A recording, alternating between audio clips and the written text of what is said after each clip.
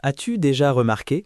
Certaines personnes transforment leur anniversaire en un spectacle de validation sociale, une explosion de ballons, de gâteaux et de publications successives sur les réseaux sociaux.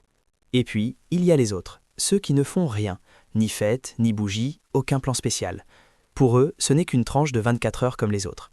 Pourquoi ce désintérêt? Est-ce une tristesse latente, une marque de maturité précoce, ou cela cache-t-il une réalité psychologique bien plus profonde dont personne n'ose parler? Reste avec moi jusqu'au bout, car cette réponse expliquera peut-être pourquoi tu perçois tes propres anniversaires de cette manière. Analysons ce silence. Nous vivons dans une société où la célébration est devenue une injonction, une preuve de réussite sociale. Ne pas fêter son anniversaire est souvent perçu comme une anomalie, un signe de dépression ou de cynisme. Pourtant, la vérité est bien plus nuancée.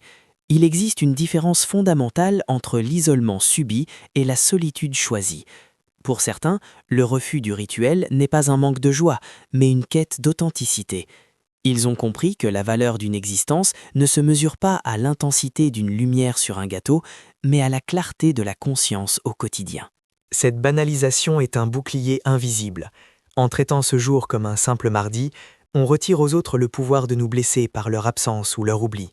C'est une forme de dignité silencieuse. On cesse de quémander un regard ou un joyeux anniversaire pour combler un vide. On préfère construire une forteresse de solitude, plutôt que de rester exposé sur le parvis d'une fête, où l'on se sent de toute façon étranger. Dans ce retrait, il n'y a pas que de la tristesse, il y a une prise de pouvoir sur sa propre vulnérabilité. Écoute attentivement ce qui suit. Ce que la psychologie dit de ce silence pourrait changer ton regard sur toi-même. Car au-delà des blessures de l'enfance, il existe d'autres raisons, liées à la structure même de notre vie moderne et à notre besoin d'indépendance. Avant de poursuivre cette exploration vers la liberté émotionnelle, marquons une pause. Mais il existe un deuxième groupe, pour qui la question n'est pas la douleur, mais le rapport au temps lui-même. Dans le tourbillon de la vie moderne, nous sommes souvent victimes de ce que les psychologues appellent la cécité temporelle. Les responsabilités s'accumulent, les listes de tâches s'allongent, et soudain, on réalise que la journée est déjà à moitié consommée. Pour ces personnes, l'anniversaire n'est pas un événement sacré, c'est une statistique qui se perd dans le bruit du quotidien. Ce n'est pas qu'ils oublient d'être nés, c'est que la survie de l'action ont pris le pas sur la réflexion et le rite.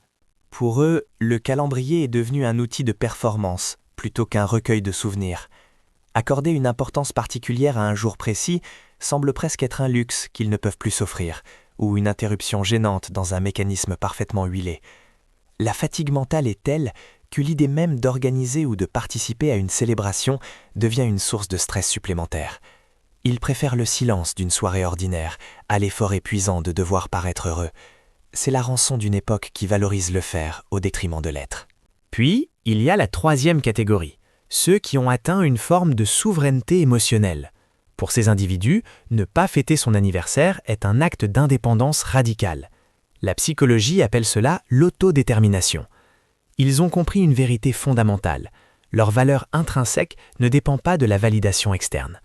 Si la majorité des gens cherchent dans les vœux des autres une preuve de leur propre importance, ces êtres ont trouvé cette preuve en eux-mêmes. Ils n'ont pas besoin qu'on leur rappelle qu'ils comptent, car ils l'habitent déjà chaque jour. C'est ici que la maturité prend tout son sens.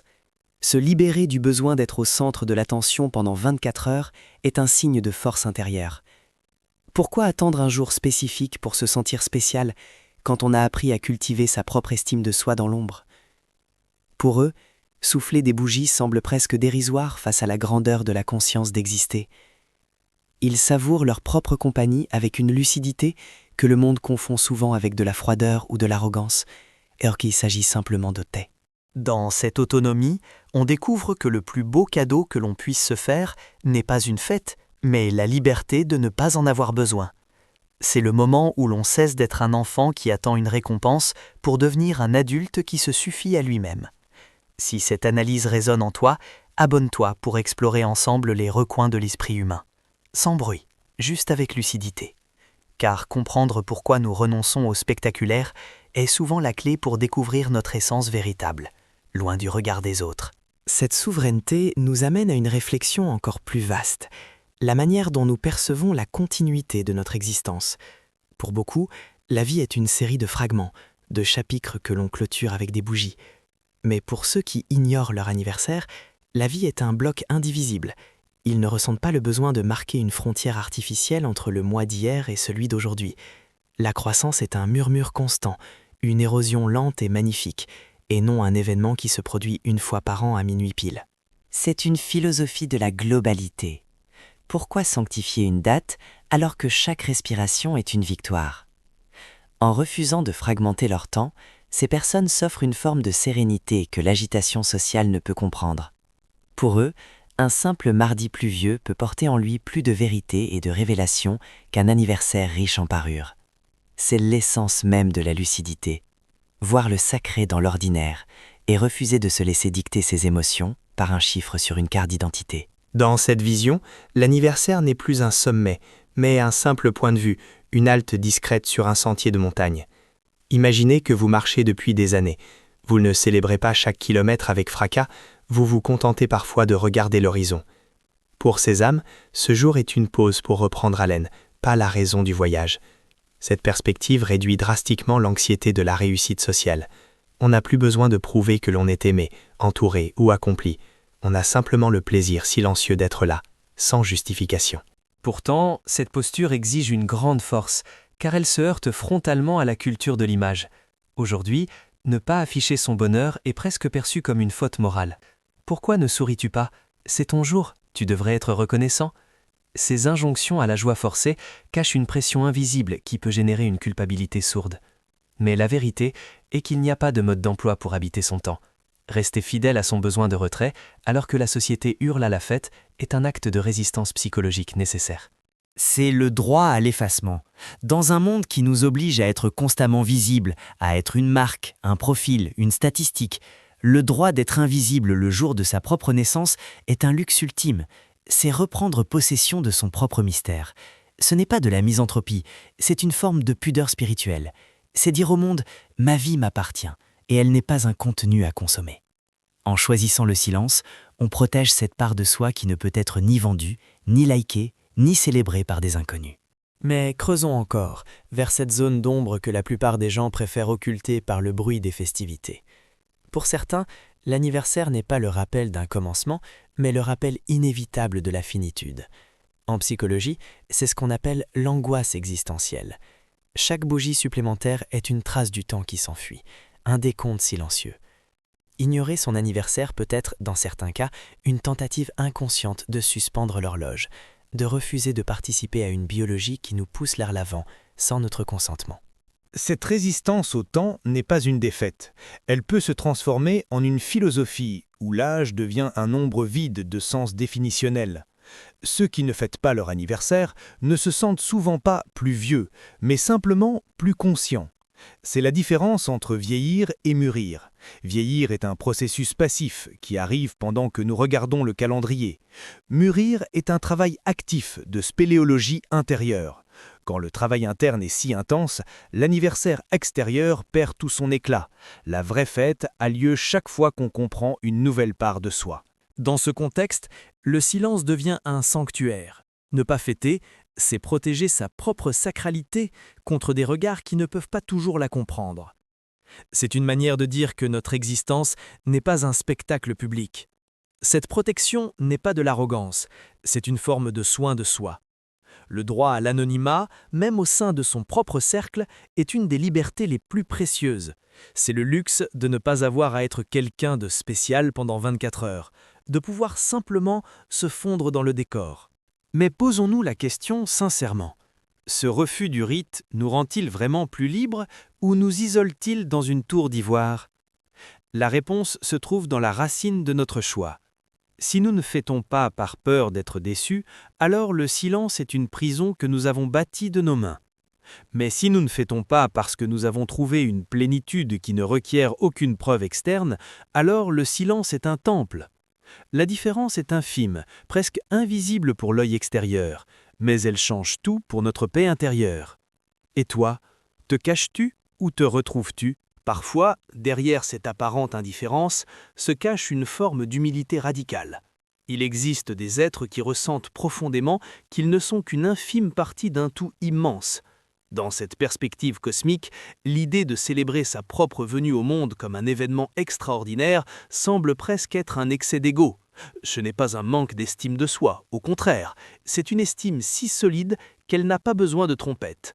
Il se sent appartenir à la nature, au cycle des saisons, où chaque aube est une naissance et chaque crépuscule une petite mort. Cette vision nous enseigne à honorer la vie, non pas dans ses pics artificiels, mais dans sa présence constante. Ceux qui vivent ainsi traitent chaque réveil comme un anniversaire. La gratitude n'est pas réservée à une date spécifique, elle devient une pratique quotidienne, une respiration consciente. Quand chaque jour est spécial, aucun ne l'est plus qu'un autre. C'est le paradoxe de la plénitude. Quand vous avez tout ce dont vous avez besoin à l'intérieur, les symboles extérieurs perdent leur poids. Le gâteau, les cadeaux, les messages, tout cela devient un bruit de fond dans une mélodie déjà parfaite. Cependant, nous devons admettre que même dans ce choix de silence, il peut subsister une pointe de nostalgie. Même l'individu le plus stoïque peut ressentir un pincement au cœur en voyant les autres célébrer. Ce n'est pas de l'envie, c'est le souvenir d'une pureté enfantine disparue. Fêter son anniversaire, c'était croire à la magie, croire que le monde s'arrêtait pour nous. Renoncer à cette fête est, d'une certaine manière, le rite de passage ultime vers l'âge adulte. C'est le moment où nous acceptons que la magie ne vient pas de l'extérieur, mais que c'est à nous de la créer dans les jours ordinaires. Cela nous amène à réfléchir à la qualité de nos relations.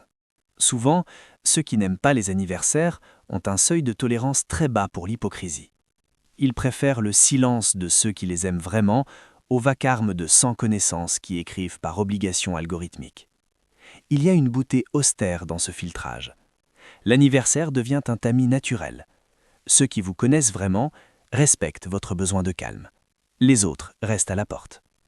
C'est une façon de garder son jardin intérieur propre, débarrassé des mauvaises herbes du formalisme social. En approchant de la fin de ce voyage, nous devons faire face à la dernière vérité, la plus difficile. Peut-être que nous ne fêtons pas parce que nous attendons toujours ce type d'amour qui n'a pas besoin d'une date pour se manifester. Peut-être que notre désintérêt est un cri silencieux demandant à être vu pour ce que nous sommes et non pour le jour où nous sommes nés. Dans cette attente, nous apprenons à nous donner cet amour à nous-mêmes. Nous devenons le parent, l'ami et le compagnon qui n'oublie jamais de nous dire « Je suis heureux que tu sois là, aujourd'hui comme chaque jour ». Nous voici arrivés au point où les questions deviennent des miroirs. Ne pas fêter son anniversaire, au final, n'est pas un acte de rébellion contre le monde, mais un acte de fidélité envers soi-même. C'est le choix de celui qui a décidé de ne plus laisser un morceau de papier dicter le rythme de sa joie.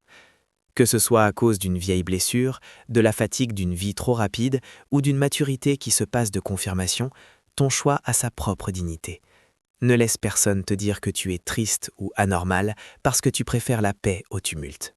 Dans ce silence, il réside un pouvoir immense. C'est la capacité d'être avec soi-même, sans masque. C'est la force de celui qui sait que sa lumière ne dépend pas du nombre de bougies qu'il parvient à éteindre, mais de la paix qu'il parvient à maintenir dans son cœur durant les tempêtes. Si aujourd'hui, ou n'importe quel autre jour, tu ressens le besoin de ne rien faire, fais-le avec fierté. Ta valeur n'est pas un événement annuel, c'est une existence constante. Tu es là, tu respires, tu penses, tu ressens, et c'est déjà un miracle qui ne nécessite aucune décoration. Souviens-toi, ne pas célébrer une date ne signifie pas ne pas célébrer la vie. Au contraire, peut-être que ceux qui ne fêtent pas sont ceux qui respectent le plus la vie, car ils n'essayent pas de la domestiquer avec des rites, mais l'acceptent dans sa réalité brute. Chaque jour est une occasion de renaître, de se pardonner, de recommencer.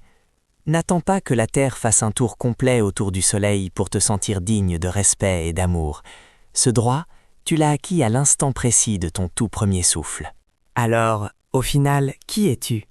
Es-tu celui qui se protège des douleurs passées ? Es-tu celui qui est trop las de courir après le temps ? Ou es-tu l'âme libre qui a trouvé le trésor de son autonomie ? Quelle que soit ta réponse, sache que tu n'es pas seul. Dans ce coin de monde virtuel, il y a d'autres personnes qui, tout comme toi, regardent le ciel sans avoir besoin de feux d'artifice pour se sentir liés à l'univers. Ici, nous comprenons la valeur de ton silence et la profondeur de ta démarche. Si cette vidéo a résonné en toi, ou si tu as senti que quelqu'un mettait enfin des mots sur ce sentiment que tu gardais secret, laisse une trace de ton passage. Pas par obligation, mais pour partager une part de ta vérité. Tu n'as pas besoin d'une date sur un calendrier pour justifier ton existence. Tu es précieux parce que tu es toi, dans chaque jour ordinaire et merveilleux de l'année. merci d'être resté avec moi jusqu'ici. Ici, on ne juge pas, on observe.